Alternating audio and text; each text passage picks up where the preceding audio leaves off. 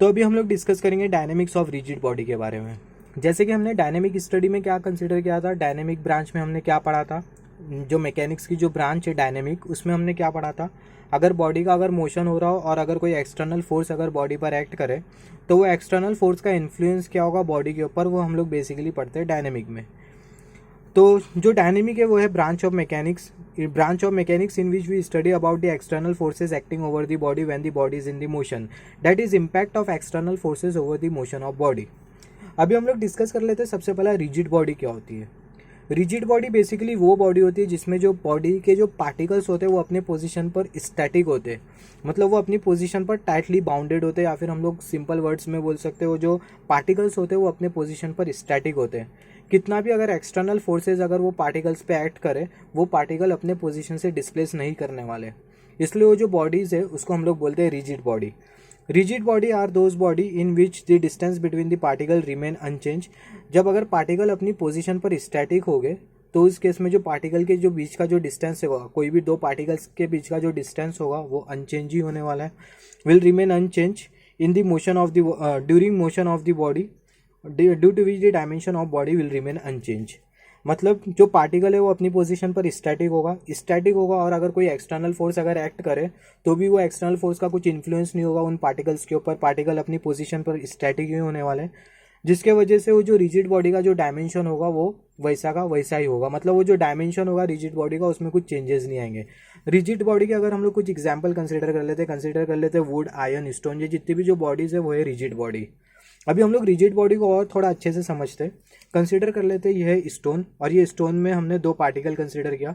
ये जो दोनों जो पार्टिकल है उनकी जो पोजीशन है वो स्टैटिक है, मतलब वो स्टेशनरी है, भले से कितना भी एक्सटर्नल फोर्स क्यों ना एक्ट करे ये दोनों पार्टिकल्स के ऊपर, ये जो पार्टिकल्स है वो अपनी पोजीशन से डिस्प्लेस नहीं करने वाले। तो कंसिडर कर लेते हैं जो स्टोन है ये है पॉइंट ए पर, और ये जो स्टोन है इसको फेंक दिया गया, तो बेसिकली क्या होगा, जो स्टोन होगा वो मोशन में रहेगा, एक जगह से फेंका गया तो दूसरी जगह पर जाके गिर जाएगा ये स्टोन। तो जब ये ऑब्जेक्ट का मोशन होगा, मतलब जब ये एक जगह से दूसरी जगह जाएगा, तो उस केस में ये स्टोन पर एक एक्सटर्नल फोर्स एक्ट करने वाला है। वो एक्सटर्नल फोर्स क्या होगा, जो एक्सटर्नल फोर्स होगा वो होगा एरियल ड्रैग, जिसको हम लोग सिंपल वर्ड्स में एयर फोर्स भी बोल सकते हैं, एरियल ड्रैग हम लोग बेसिकली बोलते हैं। तो जो एरियल ड्रैग है वो है एक्सटर्नल फोर्स। तो वो एरियल ड्रैग के वजह से या फिर वो एक्सटर्नल फोर्स के वजह से जो पार्टिकल है वो अपनी पोजीशन से तो डिस्प्लेस नहीं होने वाले, क्योंकि पार्टिकल्स अपनी पोजीशन पर स्टैटिक है। तो जो एयर फोर्स होगा या फिर जो एरियल ड्रैग होगा उसका जो इन्फ्लुएंस होगा ये पार्टिकल के ऊपर वो जीरो होगा, जिसके वजह से जो पार्टिकल होंगे वो अपनी पोजीशन पर ही रहने वाले हैं। और जब ये स्टोन एक जगह से दूसरी जगह पर जाके गिरेगा तो जो पार्टिकल होंगे वो एज इट इज़ हो गए अपनी पोजीशन पर स्टैटिक हो गए। मतलब जब ये स्टोन का मोशन हुआ, जब ये स्टोन को फेंका गया तो ये स्टोन का बेसिकली हुआ मोशन। तो मोशन के टाइम जो एक्सटर्नल फोर्स जो एयर था, मतलब जो एरियल ड्रैग था एक्सटर्नल फोर्स, वो इसके ऊपर एक्ट नहीं कर पाया, जिसके वजह से ये जो पार्टिकल है वो अपनी पोजीशन पर स्टैटिक है। और ये जो पार्टिकल, ये जो बॉडी है या फिर ये जो स्टोन है उसका जो डायमेंशन है वो सेम है एज इट इज़। आगे हमें समझ में आएगा और अच्छी तरीके से। तो यहाँ पर अगर हम लोग देखें रिजिड बॉडी के जो पार्टिकल होते हैं वो अपनी पोजीशन पर स्टैटिक होते हैं, भले से कितना भी एक्सटर्नल फोर्स अगर एक्ट क्यों ना करे वो पार्टिकल अपनी पोजीशन से डिस्प्लेस नहीं करेंगे, जिसके वजह से जो रिजिड बॉडीज़ के जो डायमेंशन होते हैं वो सेम होते हैं अगर वो रिजिड बॉडी का अगर मोशन होता है और अगर कोई एक्सटर्नल फोर्स एक्ट करता है उसके बाद भी। तो यहाँ पर जो रिजिड बॉडी के जो डायनेमिक्स है या फिर जो रिजिड बॉडी की जो डायनेमिक स्टडी उसको समझना उतना कॉम्प्लिकेटेड नहीं होता है, क्रिटिकल नहीं होता है, सिंपल होता है, क्योंकि जो पार्टिकल होते हैं वो अपने पोजीशन पर स्टैटिक होते हैं, जो एक्सटर्नल फोर्स का जो इन्फ्लुएंस होता है इन पार्टिकल के ऊपर वो जीरो होता है। तो इस केस में जो पार्टिकल है वो स्टैटिक पोजीशन पे होते हैं, और इस केस में जो रिजिड बॉडी की जो डायनेमिक स्टडी है उसको समझना बहुत सिंपलर होता है। अभी हम लोग कंसिडर कर लेते हैं नॉन रिजिड बॉडी क्या होती है। नॉन रिजिड बॉडी बेसिकली वो बॉडी होती है जिसमें जो पार्टिकल्स होते हैं वो अपने पोजीशन पर स्टैटिक नहीं होते। मतलब जो पार्टिकल्स है वो अपनी पोजीशन पर स्टैटिक नहीं होते। इसका मतलब क्या, अगर कोई भी एक्सटर्नल फोर्स अगर उन पार्टिकल्स पे एक्ट करे तो जो पार्टिकल्स होंगे वो अपनी पोजीशन से डिस्प्लेस कर जाएंगे, जिसके वजह से जो नॉन रिजिड बॉडी है उसका जो डायमेंशन होगा वो चेंज हो जाएगा। नॉन रिजिड बॉडी की कैटेगरी में आता है रबर, प्लास्टिक, क्लॉथ और पेपर। एक सिंपल सा एग्जाम्पल कंसिडर कर लेते हैं हम लोग क्लॉथ। अब हम लोग कंसिडर कर लेते हैं एक पीस ऑफ क्लॉथ, और पीस ऑफ क्लॉथ में हम लोग कंसिडर कर लेते हैं कोई भी दो पार्टिकल, और वो जो पीस ऑफ क्लॉथ है उसको हमने फोल्डेड फॉर्म में कंसिडर किया है। अगर वो पीस ऑफ क्लॉथ को अगर हम लोग एक जगह से दूसरी जगह फेंके तो जब वो दूसरी जगह का जाके गिरेगा वो पीस ऑफ क्लोथ, तो वो फोल्डेड फॉर्म में तो नहीं होगा, वो अनफोल्डेड फॉर्म में हो जाएगा, क्योंकि जब उसका मोशन होगा तो external force aerial drag act करेगा वो फोल्डेड क्लोथ पर, जिसके वजह से जो फोल्डेड क्लोथ के जो पार्टिकल होंगे वो अपनी पोजीशन से डिस्प्लेस कर जाएंगे।